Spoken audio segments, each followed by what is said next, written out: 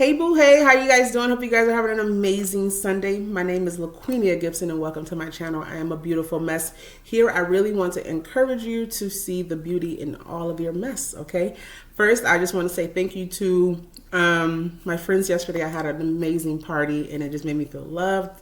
And it's sad because it was my going away party. But I just felt really good and I just thank God for friends. I really do. The last couple weeks I have been struggling with something, and I've been struggling with the word no, and also like why isn't things happening for me? So a couple things there, but more importantly, the word no. I'm so scared sometimes to go out and do things because I'm scared of the fear of rejection. I really do have that. A fear of rejection, and I'm like, someone tells me no, it automatically makes me think, I don't know about you, that I'm not worthy, or I don't have enough self-esteem, or I'm not smart enough to do it. I don't know, all of these negative thoughts start to come into your head and you believe them because you've already told yourself all of these things. So when someone tells you no, it literally confirms what you've been telling you, not nobody else, what you have been telling yourself. And so it gets really deep. So, I want to start with a quote before I get to my 3 points. And the first one is from Pharrell Williams. He was on the show, I forget, with Noriega. And he says, God will not give up on his plan for you. I love that quote so much because it's a reminder that no matter who I am or what I've been through or what's standing up against me, God is still God and the plan is still the plan and it's still going to happen. But before we get there, my point number one is that sometimes when you get that no, it like literally shakes you to your core. It literally makes you feel like, oh my God, am I good enough? Did I do this right? I am a failure. This will never happen for me. Every negative thought that you could think of literally comes to your mind in that second because of that no. Which brings me to my point number two. And so you have to figure out, like, why am I so scared of a no? What makes a no so taunting to me that I feel like I have to be, I don't know, like perfect, or if I get it, I'm going to just like shrivel up in a ball and die. I don't know. This is me. This is all me. This is all things I go through.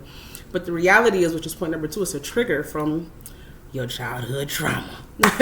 And I can honestly say that I know I grew up in a very loved environment. I know I was loved growing up, and I was always praised for every positive thing that I had did in my life. But when something negative happened, it was never a conversation of why did it happen, what led to this, or how can we fix it, how is this making you feel? It was just like, you know better, you better fix it. Literally, that was the conversation, just generational, parenting passed down from generation to generation, and I know I was very much loved, but that's still something that I was never taught how to work through disappointment. I was just told you should know better, you should have done better. And so when you get older, it's a crippling effect. But as I've gotten older, I've realized through therapy that everything has a reason and everything has a cause and everything can have a solution. You just have to find it within yourself. And which brings me to my last point, which brings me back to what Pharrell has said, that God's plans will not be stopped by someone else's no. Whatever that person no is, that's just their no, because that just means that's not the person that you need to be able to bring his plan to fruition. So you need to go and keep moving until you find that yes, until God placed that person in front of you to get that yes. And the thing that we have to really figure out how to get past is just the crippling fear of no. It is okay for somebody to tell you no. And then once we get in our brain and in our mind that if this person told me no, that means you are just not the vessel that I need to be able to carry this thing on through. That means I need to find somebody else, and I need to be okay with that in myself. But that is some self-healing and some self-work that you have to do yourself to remind yourself that that person's no does not dictate my future, because my future is held by God and is not held by that person. And let me tell you something else that I've learned. When I was working in New York, I knew I needed to quit that job. That job was toxic. It was a very toxic job, and I knew I needed to quit, and I didn't. And so God has called me. I'm telling you, moving to Texas has been the best thing for me.